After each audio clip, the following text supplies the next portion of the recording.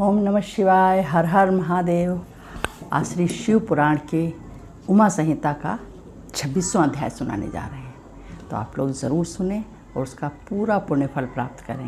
मगर एक चीज़ जो मैं आपसे बार बार कहती हूँ, अगर अभी तक मुझे सब्सक्राइब नहीं किया है तो प्लीज़ सब्सक्राइब कीजिए। मुझे बहुत प्रेरणा मिलेगी। शायद आपको छोटी छोटी कुछ खबरें देती हूँ, मैं कुछ चीज़ें बताती हूँ हिंदू धर्म, उससे आपको भी कुछ लाभ होगा। तो ज़रूर सब्सक्राइब कीजिए और सुनिए शिव पुराण के उमा संहिता का 26वां अध्याय, काल चक्र के निवारण का उपाय। उमा बोली, नाथ, आपने सत्य रूप से काल चक्र का वर्णन कर दिया।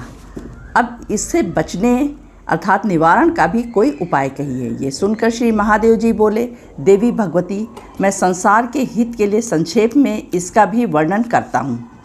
पृथ्वी, जल, तेज, पवन, आकाश, ये पंचभूत का जब संयोग होता है तब इस भौतिक शरीर की उत्पत्ति होती है। इसमें जो व्यापक आकाश है उसमें ही सब वस्तुएं लीन हो जाती हैं, क्योंकि ये सब आकाश से ही उत्पन्न होती हैं। आकाश के वियोग से विलीन होती हैं, संयोग से स्थिर होती हैं। ये सुनकर उमा जी ने कहा, नाथ, ये तो जो स्वर्ग का भी स्वामी है और जिससे आकाश भी नष्ट हो जाता है, उस घोर रूप कराल काल को तो आपने जला डाला। फिर जब आप स्तुतियों द्वारा प्रसन्न हुए तब कहीं वो फिर अपनी प्रकृति में स्थिर हुआ। अब वो काल किस प्रकार मारा जा सकता है, किंतु ध्यान करने वाला योगी जन ही इसे मार सकते हैं।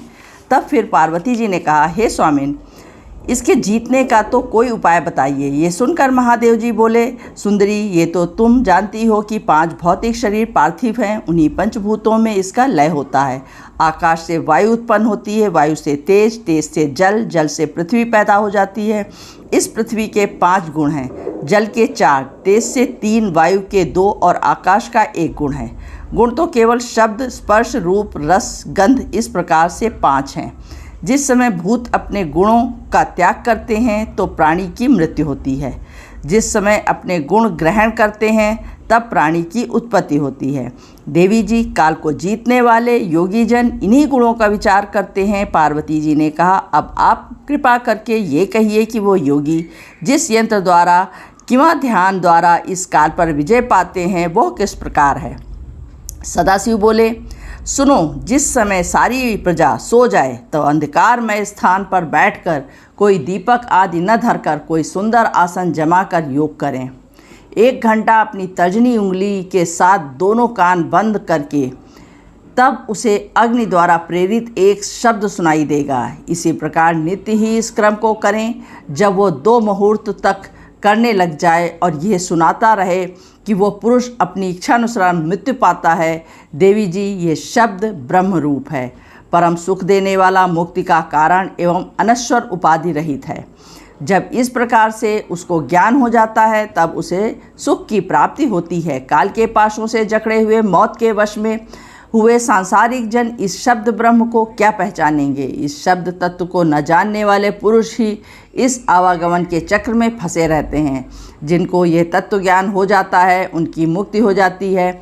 100 वर्ष की आयु का मनुष्य यदि शब्द ब्रह्म का अभ्यास करे तब वो आरोग्यता के साथ साथ मृत्युंजय प्राप्त कर लेता है। हे भगवती, यह नाद अनाहत है जो उच्चारण नहीं किया जा सकता है। इसका ध्यान तो यत्नपूर्वक कल्याण रूप बुद्धि से योगी जन करते हैं। उस अनहद नाद से 9 शब्द उत्पन्न होते हैं जिन्हें योगी जन पहचान सकते हैं। वे ये हैं, घोष, कांस, श्रृंग, घंटा, वीणा, वंशज, दुंदुभि, शंख तथा मेघ गर्जित। इन 9 शब्दों का तो त्याग करे, टुंकार शब्द का ही अभ्यास करे। इस प्रकार के ध्यान करने वाला योगी कभी पुण्य पाप से लिपायमान नहीं होता। उसी से ही मृत्यु पर विजय पाने वाला शब्द उत्पन्न होता है। वो 9 प्रकार का है। प्रथम आत्मशोधन घोषनाद है, इसी से सभी व्याधियां दूर हो जाती हैं। वंशी तथा आकर्षण उत्तम नाद है। दूसरा कांस्य है, इसी द्वारा प्राणियों की गति रुका करती है और यही विषभूत ग्रह आदि को बांधने वाला है। तीसरा श्रृंग है, ये तो शत्रुओं को मारण, मोहन, उच्चाटन आदि व्यभिचारों का करने वाला है। चौथा घंटा है, उसको शिव कहा जाता है। यह तो देवगणों को भी आकर्षित कर लेता है। 5वां वीणा नाद है, इसे ही योगी जन सदा सुना करते हैं। 6ठा वंशज है, इसके ध्यान करता योगियों को सभी तत्व प्राप्त हो जाते हैं। 7वां दुंदुभी है, इससे जरा मृत्यु निवृत्त हो जाते हैं। हे कल्याणी 8वां शंखनाद है, इसके द्वारा योगी अपनी इच्छा अनुसार रूप पा सकता है। 9वां मेघ गर्जित है, इससे योगियों के पास कोई भी विपत्ति नहीं आ सकती। हे सुंदरी, जो नित्य नियम से एकाग्रचित होकर तुंकार का ध्यान किया करता है, उस योगी के लिए कुछ भी असाध्य नहीं रहता है। अब 27वां अध्याय, काल वचन शिव प्राप्ति। पार्वती जी ने कहा, नाथ, यदि आप मुझ पर संतुष्ट हैं तो कृपा करके ये कहें कि योगी वायु का पद कैसे प्राप्त कर सकता है। यह सुनकर श्री महादेव जी बोले, चंद्रवदनी सुनिए। देहली पर रखे दीपक की तरह हृदय में स्थित वायु अंदर तथा बाहर दोनों तरफ प्रकाश करता है। ज्ञान, विज्ञान, उत्साह आदि सभी वायु द्वारा प्रवृत्त हुआ करते हैं। अतएव जिसने पवन पर विजय पा ली हो, उसने संपूर्ण जगत पर विजय पा ली। योगी को चाहिए कि जैसे लोहार फूंकनी मुख में रखकर वायु भरता है, वैसे ही अपने काम में लगा रहता है, उसी प्रकार वह भी वायु के भरने का अभ्यास करता है। इसी अभ्यास के परिपक्व हो जाने पर उस योगी के हजारों नेत्र एवं हजारों हाथ पैर होते हैं। फिर वो सब ग्रंथियां घेर कर 10 अंगुल ऊपर उठ जाता है। प्राणायाम वो होता है जिसमें सिर एवं व्याहृतियों के साथ गायत्री मंत्र जपते हुए प्राणवायु का निरोध हो। इसी प्राणायाम को एक बार करने से बड़ा फल मिलता है, जो 100 वर्ष तक तपस्या करके कुशा के अग्रभाग से जल पीने वाले को प्राप्त होता है। हे कल्याणी, तेज किस प्रकार सिद्ध होता है, अब इसका वर्णन कहता हूँ, सुनिए। योगी ऐसे एक स्थान पर जाकर सोए जो एकांत हो, जहाँ चंद्र सूर्य का प्रकाश हो। उस मध्यम देश में निरालस होकर वो अग्नि के तेज को भवों के मध्य में देखे। फिर हाथ की उंगलियों द्वारा नेत्र बंद करके 1 घंटा भर ध्यान परायण रहे। फिर उस योगी को अंधकार में ईश्वर की ज्योति दिखाई देती है। तब जाकर वह योगी परम सिद्ध होता है। उसे कारण, प्रशम, आवेश, परकाया, प्रवेश, आणिमंड, मादि, गुण, सिद्धि तथा मन द्वारा देखना, छिप जाना आदि सभी कुछ प्राप्त हो जाते हैं।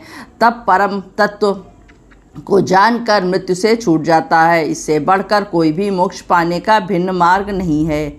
हे कल्याणी, ध्यान रोगियों को तुरीय गति प्राप्त होती है। अब 28वां अध्याय, छाया पुरुष का वर्णन। श्री पार्वती जी ने कहा, आपने कालवचन का प्रकार तो वर्णन कर दिया, आप कृपा करके छाया पुरुष के श्रेष्ठ ज्ञान को कहिए। शंकर जी बोले, देवी जी, सूर्य किंवा चंद्र को पीठ देकर श्वेत वस्त्र धारण किए हुए धूप दीप आदि से सुवासित होकर सब फलदाता ओम नमो भगवताय रुद्राय इस 12 अक्षर मंत्र का स्मरण करता हुआ अपनी छाया देखे तो उसे ब्रह्म प्राप्ति होती है। ब्रह्म हत्यादि पाप कोई नहीं छू सकता। यदि वो छाया मस्तक बिन दिखाई दे, वो 6 महीने में मृत्यु पाता है। यदि उसका शुक्ल वर्ण हो तो धर्म बुद्धि होती है, कृष्ण वर्ण तो पाप है, रक्त वर्ण होने पर बंधन, पीत होने पर शत्रु जाने। यदि छाया नासा के बिना हो तो विवाह, बंधु, मृत्यु, भूख का डर होता है। यदि कटी न हो तो पत्नी विनाश, पैर न हो तो विदेह होना।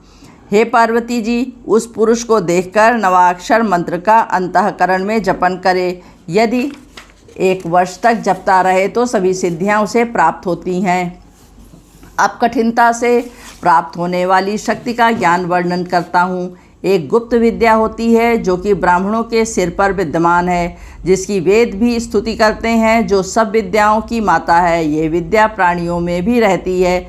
खेचरा कहाती है, ये दृश्या, अदृश्या, चला, नित्या, व्यक्ता, अव्यक्ता, सनातनी है, वर्ण रहिता किंवा वर्ण सहिता। ये बिंदु मालिनी भी है। इसका सदा दर्शन करता योगी सफल हो जाता है। वही फल योगी मालिनी के दर्शन द्वारा प्राप्त कर लेता है। इसी कारण बुद्धिमान योगी ज्ञान का नित्य आभास करे। अभ्यास द्वारा ही सभी सिद्धियां हस्त होती हैं। इसके बाद सनत कुमार जी तथा महर्षि व्यास जी अपने अपने धाम को चले गए। अब 29वां अध्याय, आदि सृष्टि का वर्णन। श्री शौनक जी बोले, हे सूत जी, आपने वेदव्यास तथा सनत कुमार जी के संवाद का तो वर्णन कर दिया, अब कृपा करके ब्रह्मा जी की सृष्टि का प्रकार कहिए। ये भी तो आप श्री व्यास जी से सुन चुके होंगे। तब सूत जी बोले, हे ऋषियों, सुनिए। नित्य सत एवं असत स्वरूप प्रधान पुरुष परमात्मा ही ब्रह्मा होकर सृष्टि उत्पन्न किया करते हैं। सृष्टि रचयिता ब्रह्मा हैं, पालनकर्ता विष्णु हैं, संहारकर्ता शंकर हैं। स्वयंभू भगवान ने जब सृष्टि उत्पन्न करने की इच्छा की तब पहले जल पैदा किया। जल नरक पुत्र है, जल में स्थान रखने वाले नारायण हैं। वो अंडा प्रथम जल में स्थित हुआ, तब उसकी स्वर्ण के समान कांति हो गई। ब्रह्मा जी ने स्वयं यज्ञ किया, इसी कारण इनका नाम स्वयंभू हुआ। हिरण्यगर्भ भगवान ने उस अंडे के 2 भाग किए, जिनमें आकाश तथा पृथ्वी हुए। तब ब्रह्मा जी ने अधोभाग में 14 भुवनों की रचना के मध्य में आकाश की रचना की। जल से ऊपर पृथ्वी रची गई। आकाश में 10 दिशाओं की रचना हुई। तब मन, वाणी, काम, क्रोध, रूप, रति की रचना हुई। मरीच, अत्रि, अंगिरा, पुलत्स्य, पुलह, ऋतु, वशिष्ठ आदि तेजस्वी ऋषि रचे गए। पुराणों में सप्तऋषि नाम से यही प्रसिद्ध है। तब ब्रह्मा ने क्रोध द्वारा रुद्र रचे। उसके बाद यज्ञ सिद्ध के लिए ऋग, यजु, साम, अथर्व वेदों का निर्माण हुआ। उन्हीं के द्वारा देव पूजन किया। वक्षस्थल से पितर, जंघाओं से मानव एवं जंघाओं के नीचे के भाग से दैत्य बनाए गए। इस प्रकार प्रजा की रचना द्वारा भी प्रजा वृद्धि न हुई। तब देह के विवाह करके एक से पत्नी रूप तथा दूसरे से पुरुष रूप हुए। ब्रह्मा जी ने इस प्रकार संपूर्ण सृष्टि की रचना की। नर नारायण भगवान से बनाई गई सृष्टि प्रजा अमैथुन तथा आयु कीर्तिमयी मति यशस्वी हुई। इस प्रकार 29 अध्याय संपन्न हुए। अब 30वां अध्याय और उसके आगे हम आपसे फिर मिलेंगे। तब तक आप लोग अपना ध्यान रखें, स्वस्थ सुखी व प्रसन्न रहें। हर हर महादेव। ओम नमः शिवाय, ओम नमः शिवाय, ओम नमः शिवाय।